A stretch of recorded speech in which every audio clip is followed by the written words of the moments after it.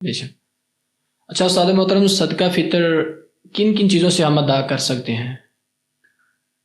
جو چیز معاشرے کے اندر یا علاقے کے اندر بطور غذا کھائی جاتی ہے نا، مثلا ہمارے ہاں گندم ہے، اس کا آٹا کھایا جاتا ہے، چاول کھائے جاتے ہیں زیادہ.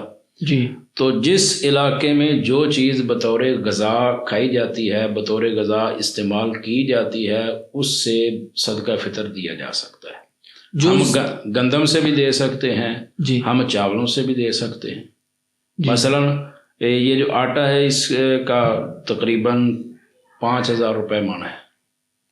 ہاں جی. تو یہ اس کی مقدار پھر ہوگی 250 سے لے کر 300 اور 300 سے لے کر 400 کے درمیان. جی جی. بعض علماء کہتے ہیں کہ ایک سا جو ہے وہ 2.5 کلو کا ہوتا ہے، اور بعض کہتے ہیں اس سے کم ہوتا ہے، بعض کہتے ہیں کہ 2 کلو 100 گرام کا ہوتا ہے. جی. تو اس اختلاف کی بنا پر 250 سے شروع کر کے 400 کے درمیان جو صدقہ فطر دے دے انشاءاللہ تعالیٰ اس کا صدقہ فطر ادا ہو جائے گا.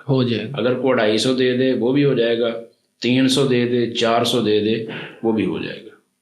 اور اگر کوئی زیادہ دینا چاہے تو وہ اس کی مرضی ہے. فمن تطوع خیرا فہو خیر اللہ. یعنی کہ صدقہ فطر کی میکسیمم حد کوئی مقرر نہیں ہے؟ نہیں، جو ماپ ہے وہ مقرر ہے 1 سا. جی جی. لیکن اس کی مقدار میں اختلاف ہوا ہے. بعض کہتے ہیں کہ اس کی مقدار 2 کلو 40 گرام ہے. جی. بعض کہتے ہیں 2 کلو 100 گرام ہے. جی. بعض کہتے ہیں کہ 250 جو ہے نا وہ 2 کلو اور 500 گرام ہے. جی. تو اس میں اختلاف ہے. اس لیے جو صحیح موقف ہے وہ یہی ہے کہ اس دور میں یا اس سال 2026 کے اندر جو رمضان ہے اس میں صدقہ فطر نا 250 سے شروع کر کے 400 کے درمیان جتنا پاکستان دے سکتے ہیں، جتنا چاہے دے سکتے ہیں.